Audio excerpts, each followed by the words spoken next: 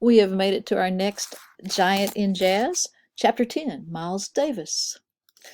And I'll point out to you these listing guides and the playlist that we're listing for the final. You'll notice that your required listing doesn't have as many pieces on it, but it still has the same amount of listening, and that's because the pieces get much longer.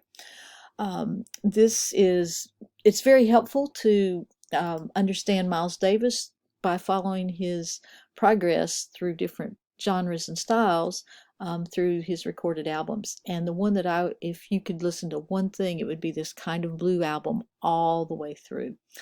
I want to begin here with a quote. Miles couldn't play like Louis because the sound would interfere with his thoughts. Miles had to start with almost no sound and then develop one as he went along, a suitable sound for the ideas he wanted to express. He couldn't afford to trust those thoughts to an old means of expression. His collaborator, composer, and arranger Gil Evans said this about him. Miles Davis is definitely a giant in the jazz world. He was the leading historical personality among the giants of jazz. In fact, he became so large that he was called by simply his first name, like Miles, and only a few people achieved that, like Aretha and Oprah.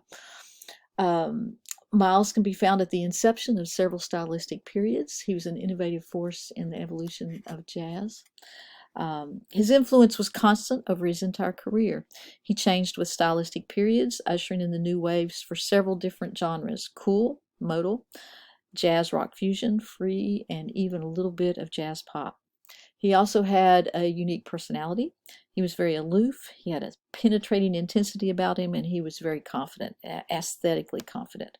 He attracted great talents to explore new jazz frontiers with him. And these were people who could command their own audience.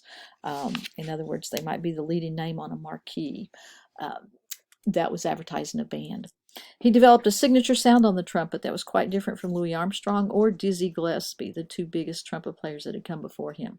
He was born to an affluent family in Illinois in 1926, and he was admitted to the premier music training school in the United States, Juilliard, in 1944, but he chose not to stay very long. He only stayed about a year. Technically, he wasn't the greatest player. What he was good at was advancing his musical ideas and very aggressively staying at the forefront of a number of new styles and always seeking out new styles. Let's see. He began with bop, and where he played with Billy Eckstine. We've already covered this a little bit. He was in the Earl Hines Band.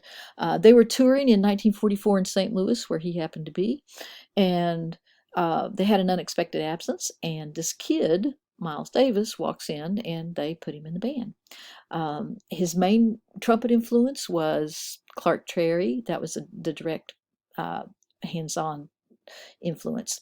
Miles had this kind of trait where he could take any trumpet made by anybody. Different brands have different characteristics. He could take any brand and make it sound sad.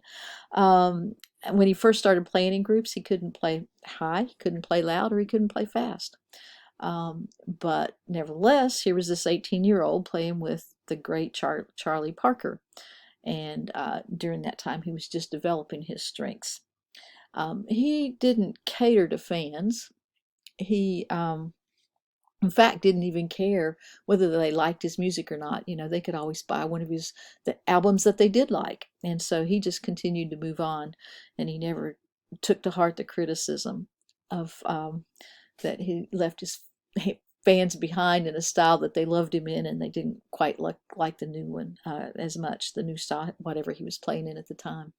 The collaboration of Gil Evans, the composer and arranger, and Miles Davis is one of the highlights of jazz histories. To see how far he went, just call up Sketches of Spain on YouTube and compare it with Bitches Brew, and you'll see how he completely becomes electrified. Amplified trumpet, electrified rhythms section in Bitches Brew. After his Juilliard days, he sought out the greatest bop musician, which at the time was Charlie Parker, and became his roommate. and pretty soon they collaborated, and this collaboration promoted Miles into jazz circles that he really was too young for and didn't earn his stripes for. But that's how he propelled himself into the leadership of the jazz world. Um, he replaced Fats Navarro in Billy Eckstine's band when he was only 20 years old. And this is significant because that chair had been the great Dizzy Gillespie's chair not very long before that. So that was quite a coup for him. Let's look at the cool style here.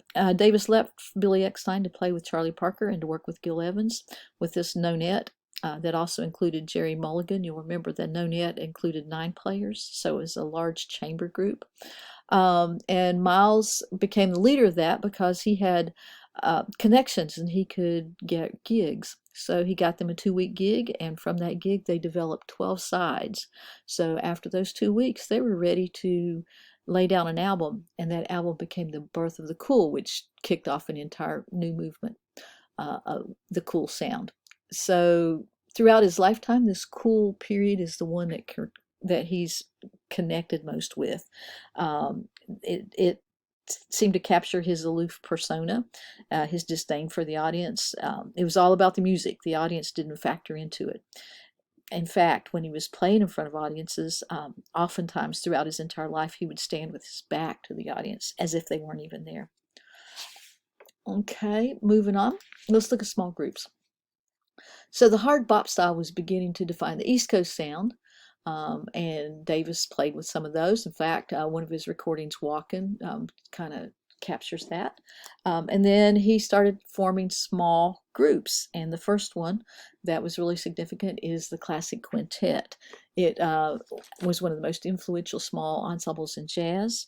Had this personnel in it: Red Garland on keys, Paul Chambers on bass, Philly Joe Jones on the drums, and the great saxophone player John Coltrane. And here that is, and here are some of their recordings. And then his second great quintet was when he was in a whole nother style, the fusion style. And that included Herbie Hancock, Ron Carter, Tony Williams, Wayne Shorter, and of course Miles on trumpet. And there's some of their recordings. And then I thought this would be helpful too. Some of these guys went on to be in other bands, and I remember particularly Joe and Wayne here were part of Weather Report. Chick Corea had a number of different groups over the years. So these guys became major players in the fusion style. His classic quintet became a sextet when Cannonball Adderley joined them, which gave them 2 saxophone players, which was a little bit unusual. By 1954, he began developing the style that characterized much of his work. It was slower than bop. It was more fragmented, and it had more melodic activity. It left more open spaces for rhythms. He improvised on the scale. I'm going to add that. Improvised on the scale versus the chord, the arpeggiated chords, which is what a lot of music in the previous style had done. Let's see. Next thing that we are noticing is that he played in a modal style. Mode is, for example, the major and minor scales are both modes. The major scale on a piano goes from C to C. The minor scale would go from A to A.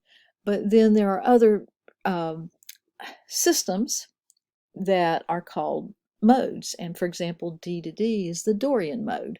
And so there's other ones that you can play in.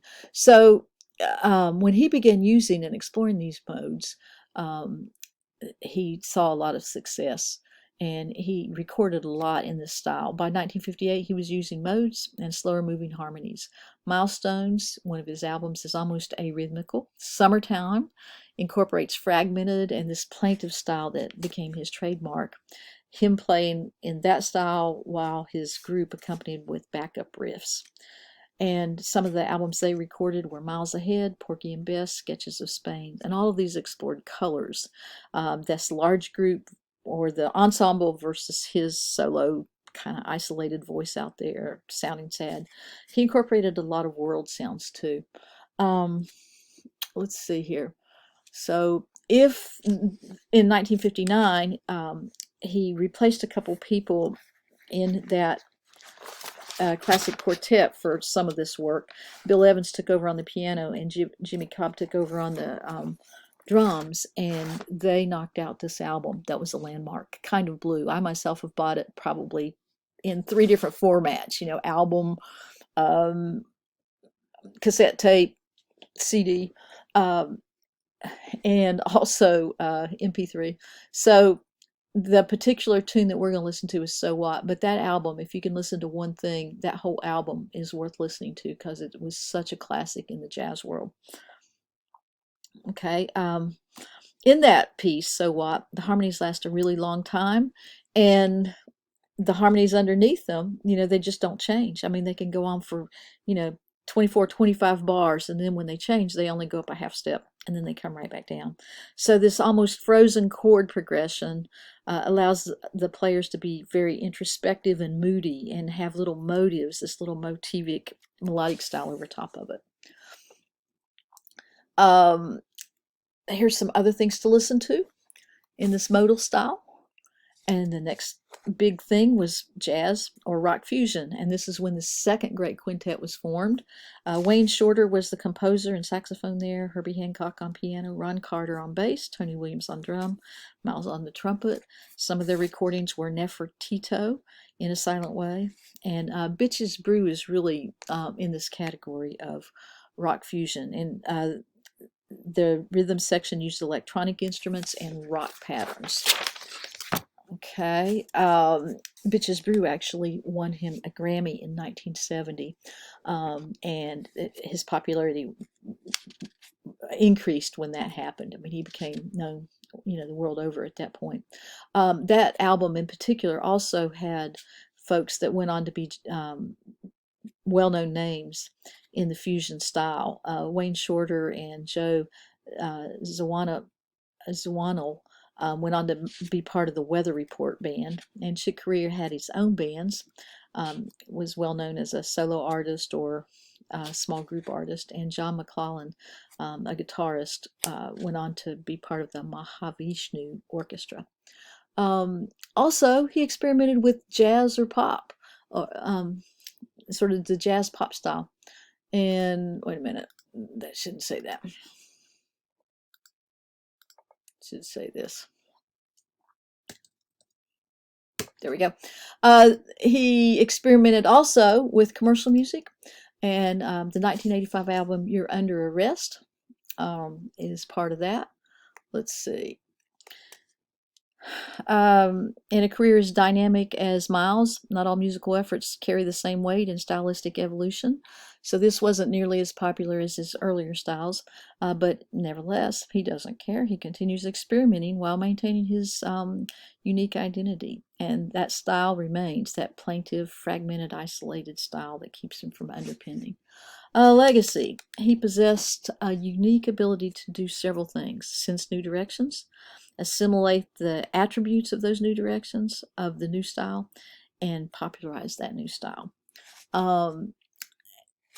So a couple things you can say about him is that he created this melodic phrasing that didn't restrict the solos to harmonic movement. He had these short melodic motifs, and they floated above this static harmonic support. He was an outspoken man. He had a strident manner, wasn't well liked personally. His music was very definitive. He was a maverick among jazz musicians, and he turned the flaws in his playing into styles of personal expression, a signature. He also used half-valve notes, broken pitches to capture raw emotion. The treatment of his treatment of melody was unique, and that fragmentation that he used in these motives freed him from the harmonic movement. These short melodic motives dominated and floated above the static harmonics. And there you have a giant in the jazz field, Miles Davis. If you continue down through this slide deck, there's a couple things that might be, these little videos I've added might be helpful to you. I've done that for several weeks now. Good luck.